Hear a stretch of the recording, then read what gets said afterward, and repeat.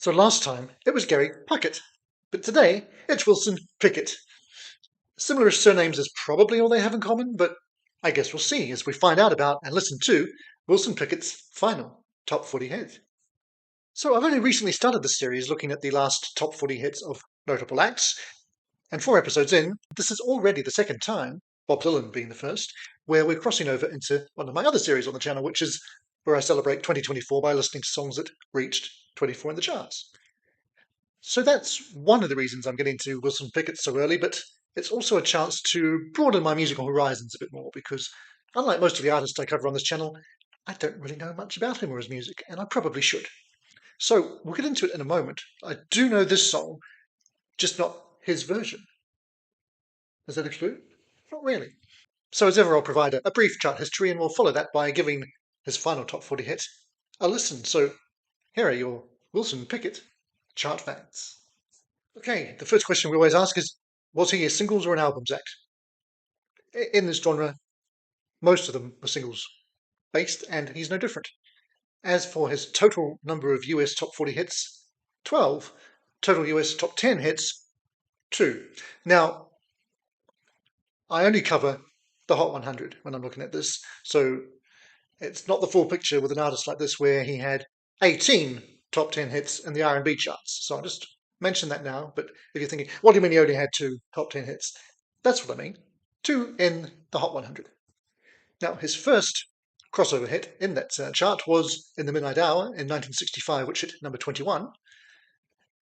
At this point, I'd normally name my favourite of his top 40 hits, but I don't really know many of them, so it's probably In the Midnight Hour, which is one of the few I can definitely say I know. As for his final top 40 hit, it was originally released as the opening and title track of the album by Free, Paul Rodgers and Co., in 1970 that also yielded their massive hit, All Right Now. So Wilson used it to lead off his 1971 album, Don't Knock My Love. The track is Fire and Water, and in his hands, it sounds like this.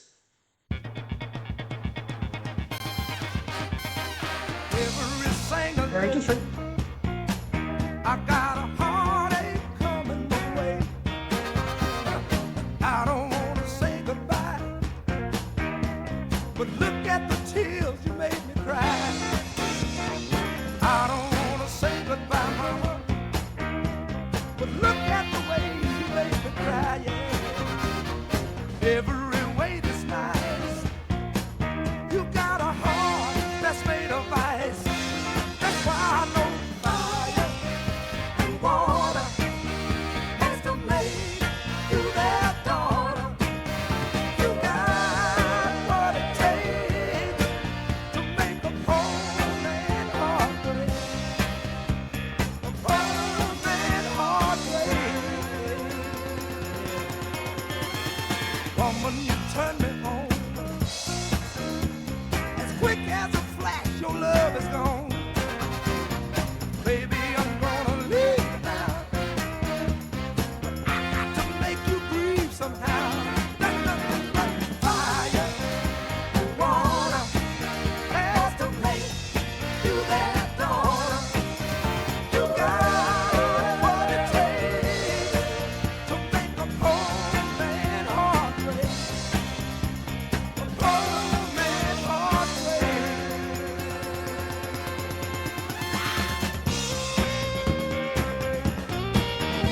I didn't expect it to be funky. Soulful, sure. I will play a little bit of the original once we're through with this, just to compare and contrast a bit.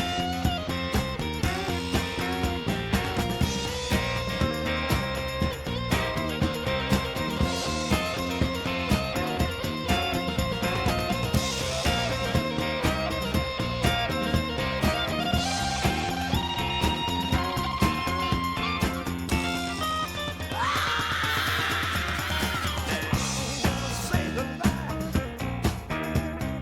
but look at the way you made me cry, yeah. Every way that's nice. You got a heart that's made of ice. That's why I know fire and water has to make you their daughter. Female backing vocals as well. What it takes to make a poor man heart break.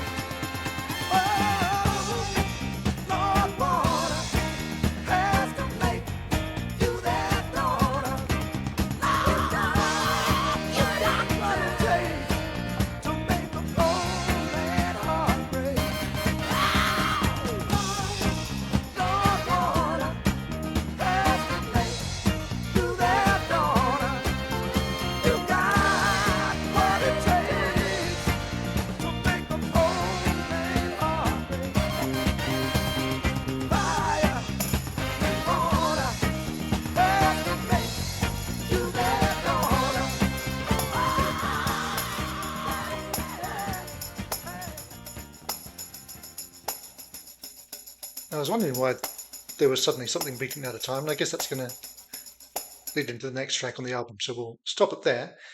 And as I say, have a very quick listen to the free version, just a little snippet of it. So the original sounds like this. I don't want to say goodbye, baby, but look at the tears you made me cry. Every way this night, you show you got a heart that's made of ice. And I know fire and water must have made you their daughter. You got what it takes to make a poor man's heart break. Fire, fire and water must have made you their daughter. You get the idea. All right, so that was a little bit of Free's original version of Fire and Water, preceded by all of Wilson Pickett's pretty fantastic cover. Now, the Free version was released as a follow-up single, I think, to All Right Now, and didn't chart. I don't know why. It should have done. But it's nice that this version got it into the top 40. And yeah, I was expecting soul. I wasn't expecting funk. So that was a nice surprise. Great arrangement. It's one of those tracks where it's largely, in terms of arrangement, pretty faithful to the original, yet puts the artist's complete own spin on it as well, which is pretty much the perfect combination when you're doing a cover, I think. Now, I'd normally speculate on why this was the end of a top 40 career, but I don't really feel qualified to do so in Wilson's case because I'm pretty much a novice when it comes to his career and catalogue. I will point out that he did continue to have relatively minor, but also fairly regular R&B hits throughout the rest of the 70s. This is 1971, if I didn't say that already. He even managed a couple more R&B hits into the 80s. It definitely wasn't the end of a career by any means, but it just ended his period of crossover popularity with the white kids, maybe, I don't know. Glad I heard that, and there's probably a fair amount more in his catalogue I should get to at some point. I don't know where I'll find the time. There's so much music. But if you're wondering where to head next on this channel and see what else I've looked at, well, there's some suggestions floating around my head just for you. So I hope that it is merely thanks for watching and bye for now, but not for long. Acting is reacting. This does not mean acting again.